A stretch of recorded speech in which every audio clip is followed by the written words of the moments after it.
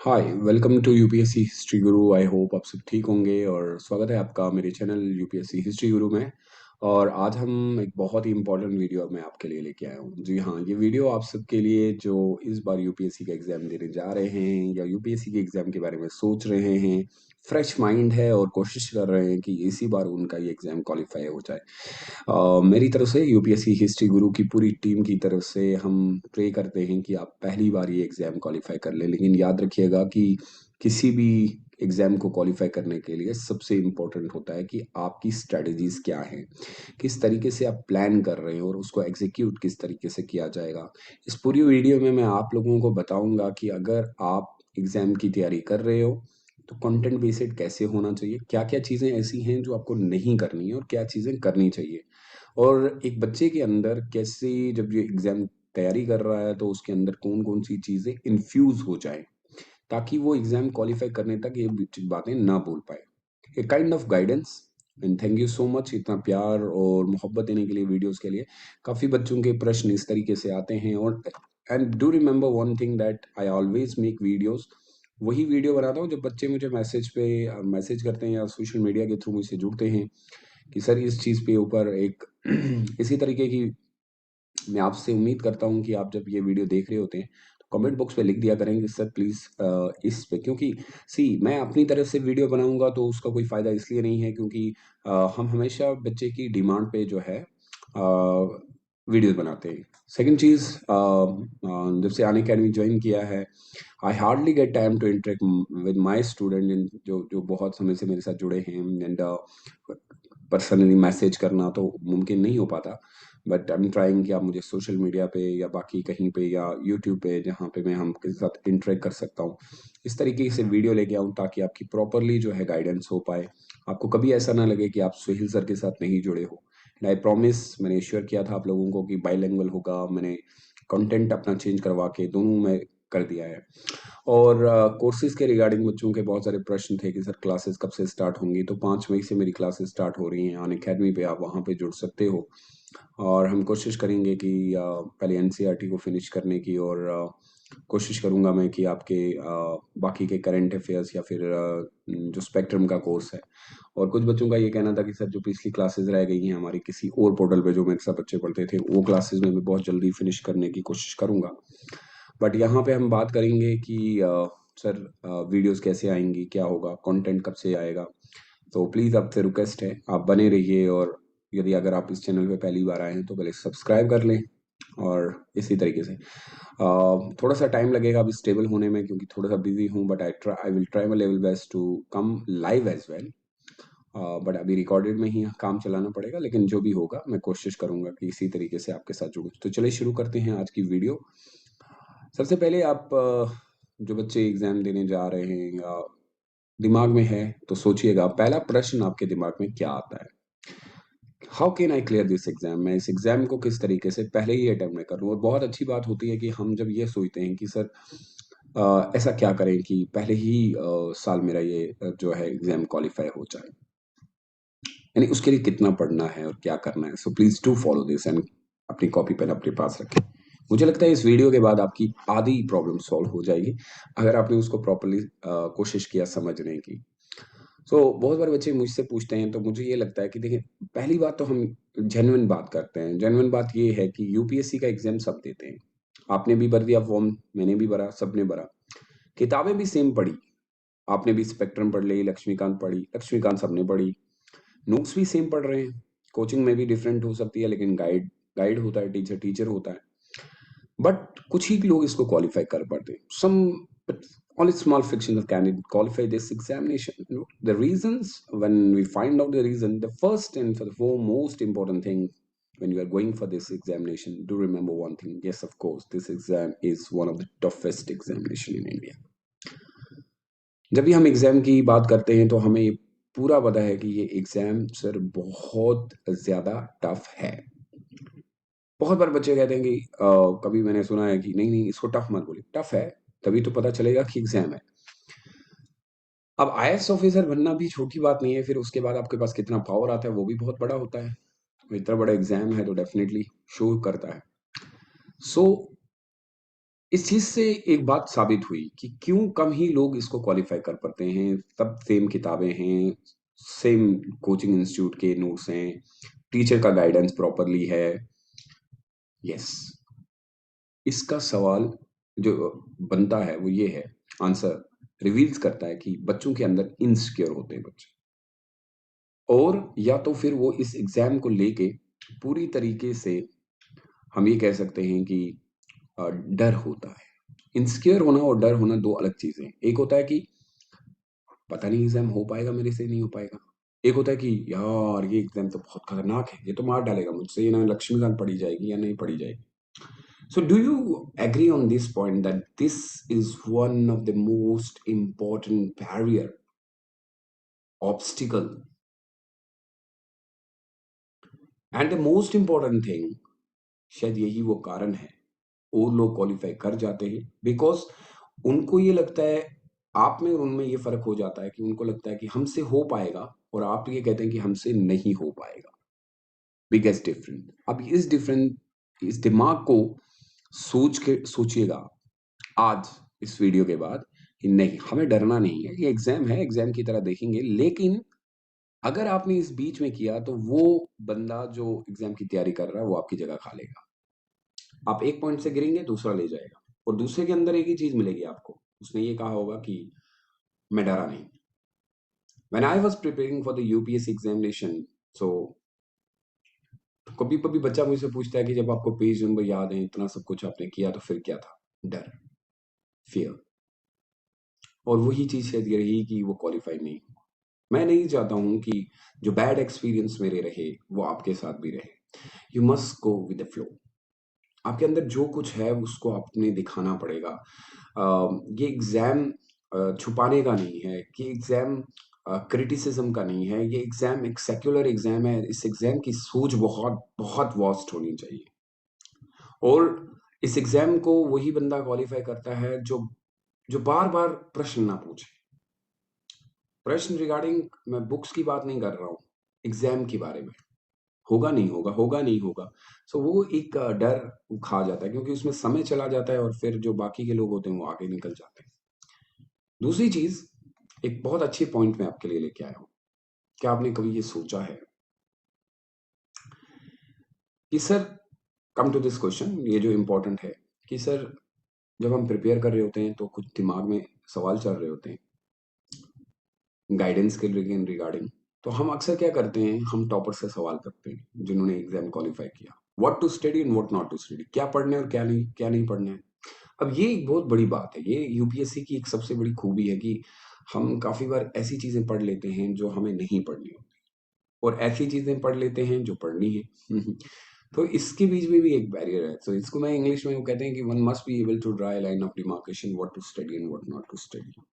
क्या पढ़ना है और क्या नहीं पढ़ना है। ये जिस बंदे को ये पता चल गया कि इस एग्जाम में क्या नहीं पढ़ना है और क्या पढ़ना है, तो मानिए उसने ये एग्जाम क्वालिफाई कर लिया। लेकिन वो कौन बोलेगा? तो आप क्या कर देंगे, you ask toppers what to study what not to study, does all the topper ever follow the someone? I don't think so. Sir, आपको लगता है कि फॉलोअर्स, जो जो जो टॉपर है, उन्होंने किसी सबको फॉलो किया होगा? नहीं। हम ये नहीं मानते कि किसी, मैं हमेशा ये बिलीव करता हूं कि आप किसी से क्या सीख सकते हैं। एक टीचर से सबसे बड़ा आपके पास जो गाइड होता है वो टीचर होता है। Topper will share A strategy, मैंने ऐसे पढ़ा, मैंने ऐसे किया, मैं डरा नहीं, मैंने बुक को रिवीजन किया। लेकिन उसने किया, फर्क देखिए क्या है। वो बोल रहा है कि मैंने इतने घंटे पढ़ा, यानी 8 घंटे। वो टीचर आपको 50 बार बोल रहा है मैंने इस किताब को इस तरीके से पढ़ा। उस आपको सिर्फ एक चीज बता रहा है कि ये तरीका था, लेकिन क्या वो तरीका आपके लिए इस्तेमाल हो सकता है? नहीं, क्योंकि हर एक इंसान यूनिक होता है।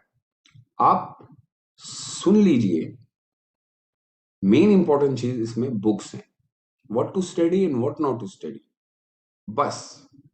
ना कि ये कि कितने घंटे सोए, कितने घंटे उठे, कितने घंटे जागे, कितने घंटे ये किया, इससे कोई लेना देना नहीं होता।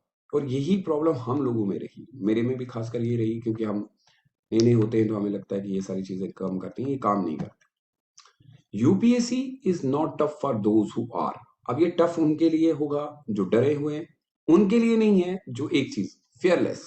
बी बोल्ड कि सर मैं डरूंगा नहीं, I am a fearless, I can qualify this exam. क्या आपको नहीं लगता है कि आप मान लीजिए लाखों हजारों करोड़ों जिन्होंने ये क्वालिफाई किया, उनमें से काफी ऐसे होंगे जो आपसे इंटेलिजेंट नहीं हो सकते, जो आपसे भी कम पढ़ के उन्होंने क्वालिफाई किया। एक फर्क, फेयरलेस। तो आज से आपको फेयरलेस रहना है, डर के बिना जिंदगी, क्योंकि डर हमेशा इंसान को उसकी मंजिल से दूर करता है। बी फेयरलेस, जो मैंने पहले ही बोला। अब ये शायद फर्क हो सकता है उसने जिसने क्वालिफाई किया और उसने जिसने क्वालिफाई नहीं किया। वो इतिहास गवाह है, जो जो डरा है उसने कोई इतिहास बनाया नहीं, जो ब्रेव थे वो इतिहास बना के चले। सेकंड, आपका यूपीएससी से कितना लगाव है। एक होता है कि हाँ करना है, एक होता है कि जनून है, passion, not fashion, like excited to study for the UPSC. यही मेरा धर्म कर्म, सोना जागना, मेरी मेहनत, एवरीथिंग। एंड रेस्ट मेरे लिए कोई चीज इंपॉर्टेंट नहीं है। बहुत बार बच्चे क्या करते हैं कि शायद सर मैं ये नहीं करूंगा तो ये भी कर लूंगा। आपकी जिंदगी में आपको ये समझना है that there is no other option just to qualify this exam. It is just about that how much excited you are. Once you get excited, आपकी लेवल ऑफ पढ़ाई जो है ना वो बढ़ती जाएगी। और बहुत बार ऐसे बच्चे मैंने देखे भी हैं, रात को मैसेज करेंगे सर ये मैंने किया है। Who is excited? एक्साइटेड क्या करता है, हार्मोन्स जो होते हैं आपको वो बहुत तेजी से बढ़ाना शुरू करते हैं कि भाई अगर ये कर सकता है ये करूंगा, ये करूंगा, नेक्स्ट डे ये करूंगा। So be excited for the study of UPSC. Second चीज, अब देखिए इसमें क्योंकि बुक सेम है, आप में और उसमें क्या फर्क होगा जो इस समय तैयारी कर रहा होगा। प्लीज, वो क्वालिफाई करेगा जो एनालिसिस बहुत ज्यादा करेगा, analyse and design a strategy. अब मैंने आपको बहुत बार बोला कि भाई आप लोग यूपीएससी की एग्जाम के लिए जब तैयारी कर रहे हो तो बुक्स ही से नहीं होगा, थोड़ा सा आपको अपने तरीके से भी देखना पड़ेगा, स्ट्रेटेजीज बनानी पड़ेंगी, एनालाइसिस करना पड़ेगा या एनालिटिकल अप्रोच जगानी पड़ेगी। ये हुआ, क्यों हुआ, कब हुआ, कैसे हुआ, why, how, when, anywhere. Now come to the fourth point, creative बंदे की जरूरत है। अब वही सोच घिसी पिटी, मैं बार बार आपको कहता हूं कि अब आपने भी इकोलॉजिकल डेफिनेशन दी, मैंने भी दी। आपने भी महात्मा गांधी के बारे में लिखा, मैंने भी लिखा। फर्क सिर्फ ये है कि आपने उसको कितना इनोवेटिव वे से बताया। मैंने भी वही बताया कि गांधी जी ने भारत को आजाद किया, आपने भी बताया गांधी जी ने भारत को आजाद किया। मैंने ये कहा कि गांधी जी ने भारत को आजाद किया, लेकिन गांधी जी के साथ और भी लोगों की इंपॉर्टेंस थी। गांधी जी ने सिर्फ उसको दिशा दी, अगर बाकी के लोग ना होते तो गांधी ना कर पाते। Just giving example. कुछ लोग, हाउ यू डिफाइन रिलीजन, अब क्योंकि ये एक ऐसा वर्ड है जो बहुत सारे बच्चे भावुक हो जाते हैं। इनोवेटिव होना है, इसमें भावुक होना ही नहीं है। Even innovative, even a cramming, you need to creativity. आपको इतना होना है कि उस एक ऐसी हु इज क्रिएटिव जो इनोवेट करता है हर दिन, जो नई चीजें बताता है हर दिन। और वो कब होंगी? जब आपने जीएस पढ़ा होगा और उसको करंट अफेयर्स में डाल के देख लिया और एनालिटिकल किया। And this is not any material which can you purchase from the market. अब प्रॉब्लम ये है कि ये क्रिएटिविटी और इनोवेशन हम लोग मार्केट से नहीं खरीद सकते। मार्केट से आती है बुक, और बुक से क्रिएटिविटी नहीं आएगी। बुक से आपको नॉलेज, क्रिएटिव आपको खुद होना है। और क्रिएटिव इंसान तब होता है जब वो सोच वैसी रखता है। सोच ऐसी आ गई, मैंने जैसे कल एक दिन एक वाली वीडियो डाली आपको। मैंने ये कहा कि yes of course due to because of the कोविड-19 सेकेंड वेव में हम लोग फेल हो गए। अब बच्चे ने क्या काम किया, उसने लिखा है आंसर कि it was all because oxygen cylinder नहीं थे तो हम लोग फेल हो गए। ये आंसर है क्या? आंसर थोड़ा सा पीछे जाके मैंने देखा तो शायद आपने पढ़ा होगा, मैंने बोला vaccine diplomacy was the reason, कि वैक्सीन डिप्लोमेसी थोड़ी सी फेल हो गई। लेकिन इसको एक और बेटर वे थे कि वैक्सीन डिप्लोमेसी सही थी हमारी, that was like a right approach, but उसको किस वे में डालना था वो नहीं डाल पाए, और वही वजह हो गई कि वेव ज्यादा बढ़ गई। अब ये क्रिएटिव इनोवेटिव, अब सिर्फ बच्चा ऑक्सीजन सिलेंडर नहीं है, हॉस्पिटल नहीं है, ऑक्सीजन सिलेंडर नहीं है, हॉस्पिटल नहीं है, बैकग्राउंड में जाए तो वो आपको क्रिएटिव बनाता है। अब मार्केट से नहीं मिलेगा। अब आप मुझे फ़ोन करेंगे, सर आप 2 किलो का इनोवेटिव आइडिया दे दें। नहीं, मैं हर दिन आपको एनालिटिकल क्यों बोलता हूँ? मैं क्यों आपको बोलता हूँ कि for God's sake try to make it more innovative and creative. जो क्वालिफाई करते हैं ना, उन्होंने आंसर ऐसा लिखा होता है कि वो दूसरा पढ़ के बेहोश हो जाए। आपने भी लिखा, उसने भी लिखा, लेकिन फ़र्क ये होगा। इसीलिए इसमें एरर का मार्जिन बहुत कम होता है।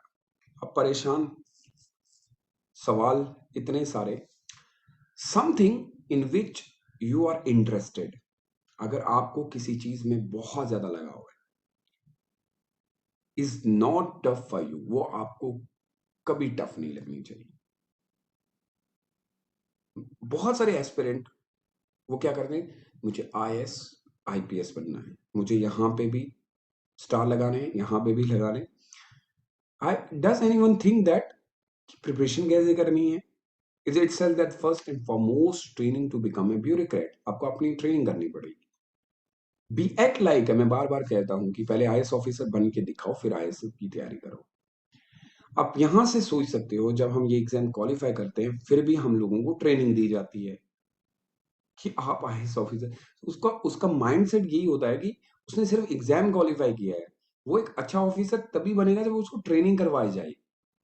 आपको भी इस एग्जाम को क्वालिफाई करने के लिए पहले ट्रेनिंग करनी है। हाउ यू बिहेव, आप टीचर के साथ कैसे बिहेव करते हो, सोसाइटी को कितना अच्छे से देखते हो, आंसर राइटिंग किस टाइम पे करते हो, खाना किस टाइम से खाते हो, आप गाइडेंस किस से ले रहे हो, आपको क्या लगता है कि समाज की ये सारी चीजें कैसे क्लियर होंगी? ये सवाल है भाई, ये सबसे बड़ा है। और अगर ये क्लियर नहीं किया तो कुछ नहीं होगा। नेक्स्ट, अब रास्ते बहुत सारे हैं। Before giving UPSC, just introspect. आपको लगता है कि वो यूपीएससी का रास्ता है, ये आर्ट्स का है, ये साइंस का है, ये कॉमर्स का है। 2 दिन के बाद लगता है कि यार यार तो मैं गलत चला गया, मुझे कुछ और कर लेना चाहिए। सो yourself that why you want to do UPSC. Ask yourself क्यों करना चाहते हो UPSC? Can you continue such a long, you know, क्योंकि यूपीएससी की एक लॉन्ग जर्नी है बेटा। 1 साल, 1.5 साल, 2 साल लग जाते हैं। अब पहले दिन आपको सर, क्योंकि मैंने एक बंदे को देखा सर, डीएम को देखा, मेरे पापा मुझे कहते हैं कि आईएएस ऑफिसर बनना है, इसलिए मैं बन रहा हूँ। 2 दिन के बाद जो, so first and the foremost thing that please ask a question yourself that why you want to become IAS officer, because it's a long journey।